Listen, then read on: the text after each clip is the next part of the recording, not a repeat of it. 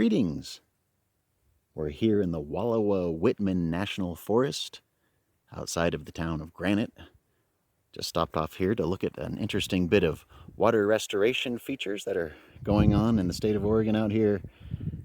And you may notice all around here this interesting colored pond, these round sort of clean river rocks, and that's not normally what you would see here. It'd be just sort of a normal creek bed. And those are like that because of the mining activity that's been going on out here since at least the mid-1800s, if not earlier, prospecting. And for decades they ran dredges up these creeks. You can stop in at the town of Sumter and see one of the dredges still floating there. Gigantic piece of machinery. And so they did a whole lot of that out here. There was all sorts of mining, placer mining and hard rock mining. But what they're doing, here's somebody coming down the road here. We're just kind of down the gravel road from a few miles from Olive Lake. Sounds like there's some people coming down the road from there. But what they've done here is begun trying to restore this. So we walk across these dredge tailings. Wonder which dredge these actually ran through. Oh, it's just some off-roaders.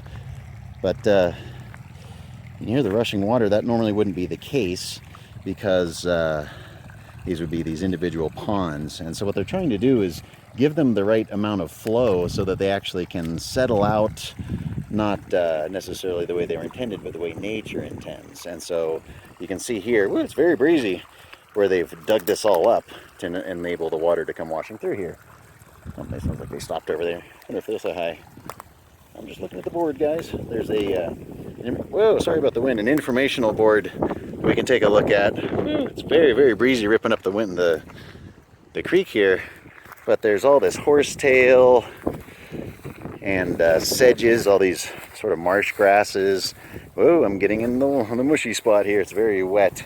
Ew. And there's some interesting fungus happening here. Some fungus people might be able to look that up. I've got a book in the back. Maybe I'll pull it up.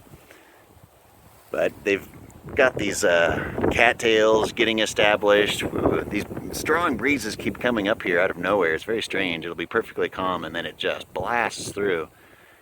But these plants are all going to help filter out all this nasty stuff out of the water and process it into maybe something that that nature can actually work with. And you know, oh, there, that was right over my shoulder. I thought it was a bug or something on me. Goodness. But the silica in here, if you eat it in the horsetail, will help pull the heavy metals out of your body, and kind of makes me wonder if these horsetails also can do that for Mother Nature. If the silica will bind to the heavy metals and help isolate it or chelate it out of nature, kind of help out. What are these people doing over here?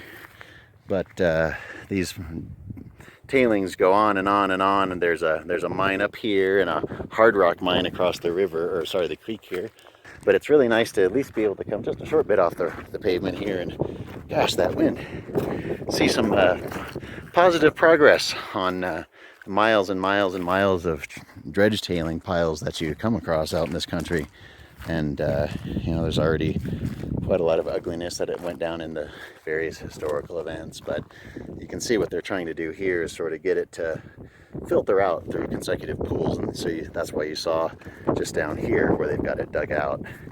And so, you know, here's one of our big dredges, guys in there in the adit going into the mountain. And so what they're trying to do is restore it, and that's really appreciated. Trout Unlimited, State of Oregon Department of Environmental Quality, North Fork John Day Watershed Council, and the Confederated Tribes of the Umatilla Indian Reservation. We appreciate all of your work very, very much, because we all live downstream, and you've probably heard me say it a million times, but I'm going to keep saying it again.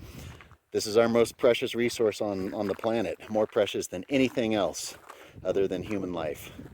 And so we need to protect this at all costs. You know, we don't want to get to a point where we do have to fight wars over this stuff.